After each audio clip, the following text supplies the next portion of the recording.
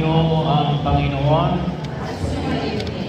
So, isama din po natin sa ating panalangin ngayon, ang ating mga kabataan. Ngayon ay National Youth Day, every December 16.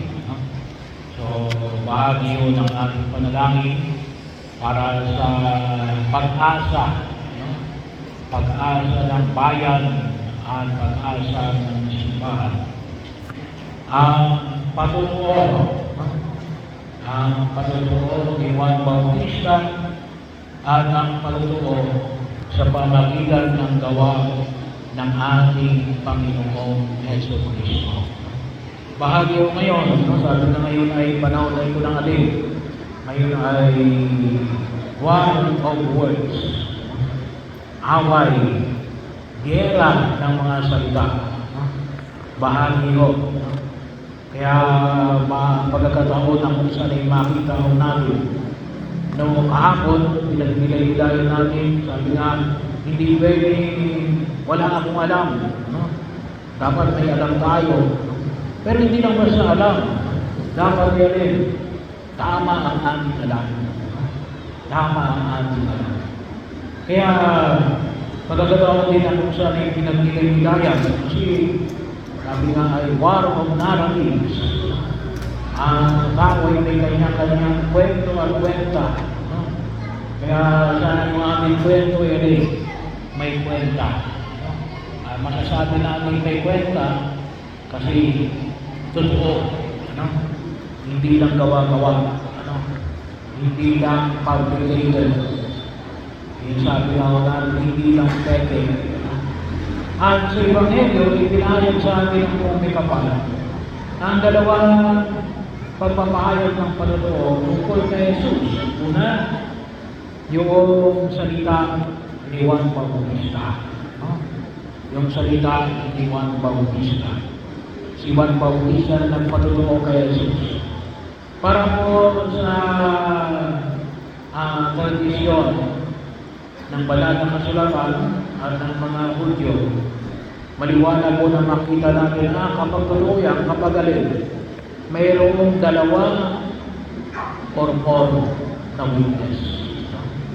Kapag may dalawa o tatlo, kaya anong sabi ni Jesus, kapag may dalawa o tatlo na nasa pina ko, ay naroon ako. So bahagi ko yun. At least mayroong kung tawagin natin ay magko-confirm ng iyong kwento. Pero ngayong panahon na ito, sabi nga natin, kahit isang bayan, pwede mong bayaran ngayon. Para lamang makinig at tumugon sa kwento mo. Bahagi yun na kung saan mahamon natin ngayon sa kapanahonan na ito. Kahit na po yung scammer. Yung scammer, ginagamit nila na rin. Maglalaan din sila ng pain na yung magsasabi na tama mo na yung sinasabi mo, pero sabi nga natin, yun ay planted. Kasi nga may higit na dalawa na nagpahayag tungkol sa bagay dito. Pero mahalaga pa rin na makita natin na mayroon pa rin pagpahayag. Anong sabi ni Jesus? Nagpatutuo si Juan tungkol sa akin. Kahit hindi niya na kailangan yung patutuo ng tao. Pero bahagi na huwag natin kalimutan na tingnan din natin. Kasi doon din natin makikita kung talagang nagsasabi yung tao hindi. Kalimitan ako, ay sana hindi mo ito mawala. Yung pagkilatis, yung mga matatanda, marunong kumilatis kung ito bagay nagsasabi ng totoo o hindi. Sana po magkaroon tayo ng ganitong klase ng galing, na sa pamamagitan lamang ng pananalita ay pwede mo nang maramdaman, makita kung ang tao ito ay nagsisinungaling o nagsasabi ng katotohanan.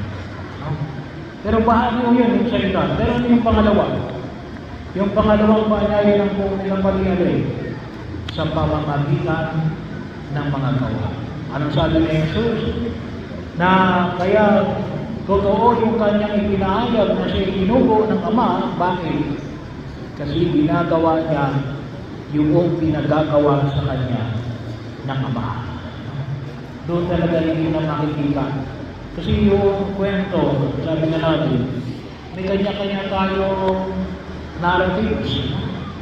Sabi nga, ang tawag na natin commission, may kanya-kanya tayong ebanghelyo. No? Bahagi yun. No?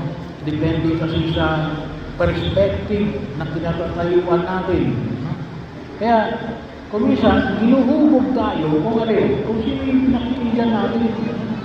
Kaya bahagi yun, no? Na kung minsan makita natin, kahit sa loob ng pamilya, may mga anak na mas makabanay. May anak na mas nakananay.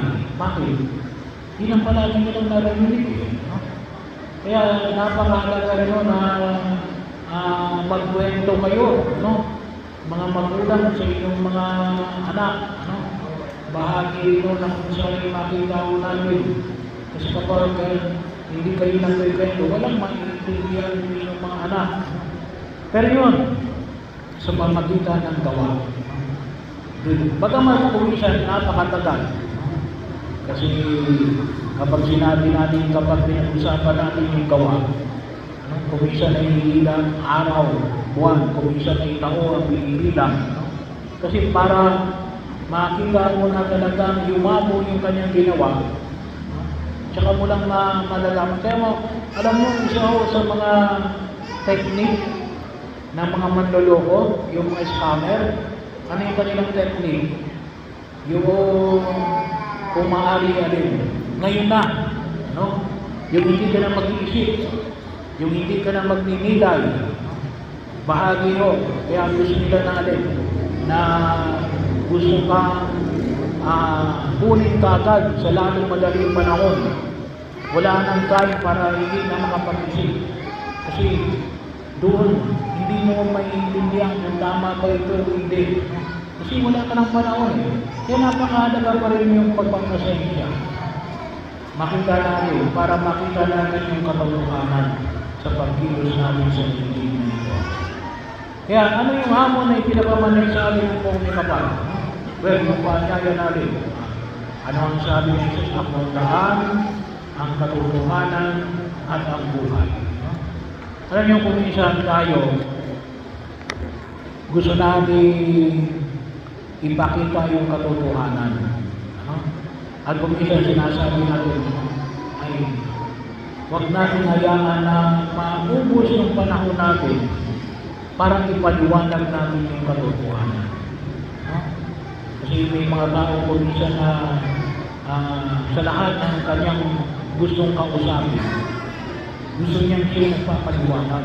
Hindi o. Kung may nagtatanong, pero kung walang nagtatanong, huwag na kayo magpaliwanag.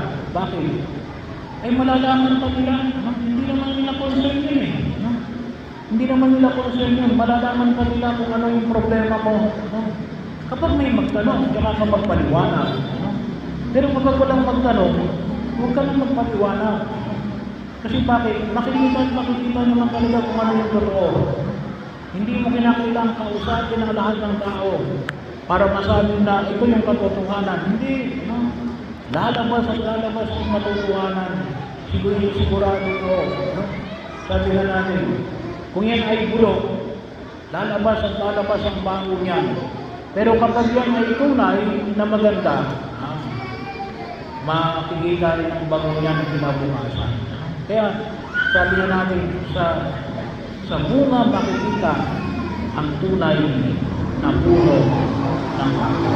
Kaya sa pamagitan mismo ng ating pagkilos, makikita natin yung istorya ng pagkilos natin sa daigdig na ito. Kaya nga, sa paalala rin sa mga papasok sa buhay ng asawa, kaya yung tinatawag na dating period. Yung dating period, hindi lang basta mag-date kayo, no? Yung dating period natin, knowing each other, no? Para kilalanin mo yung bawat isa, no? Hindi lang yung haba ng panahon, no? Halimbawa, matagal na kayo mag-boyfriend ng mag-girlfriend, matagal mga lingwa na yan ay iligawan, no? Hindi mo naman kinakausap, no? Hindi mo naman namamalayan. And then, later on, siyempre kapag yun nagliligawan, tinatago mo niya, kasi gusto mo, sagutin ka eh. No? Pero later on, nakikita natin kapag talagang tumagal, nakikita mo yung kanyang tunay na pagkatao. Bahagi yun yan. Sana makita natin yung period na yan para maintindihan ninyo yung bawal isa. No? Kaya, maliwanag ko, well, alam naman natin sa langit, doon sa kaharian ng Diyos, patatapos ng aming kamatayan. No? Alam natin, lahat ng katotohanan, doon natin malalaman. No? Pero, patagal pa yun. No? Sa final judgment pa yun. No? Pero bahagi ho, na kung saan ay makikaw natin sa ating pagkilos sa daigdig na ito. Na alin? Nais ng Diyos na tayo ay maging totoo sa ating sarili at sa harapan ng tao at ng ating Panginoong Kristo. Bakit? Kasi yun ang nagdudulot ng tunay na kaligtasan. Yan ang pagliligtas sa atin kapag hinaharap natin ang katotohanan ng mundo ginagalawan. Kaya kung minsan nakita natin bakit napapahamak, tinatago yung katotohanan. Pagkakataon na kung saan nakita. Later on, lang natin malalaman natin, kaya pala nakita natin na tayo ay walang hapas na binabaha. Bakit? Pinalaman na alin. Ay, dinaya pala. Kaya masakit na. Malaki na yung epekto. Kasi yun ang epekto ng kasalanan. Yun ang epekto ng kasinungalingan. Kapahamakan ang kasiraan. Nais ng Diyos na makita natin ang katotohanan at nawagin panalangin natin sa harapan ng buong Mapag na sa ating paglalakbay sa daigdig na ito, no, ay matuto natin makita talaga yung katotohanan ng pagkilos natin sa daigdig na ito.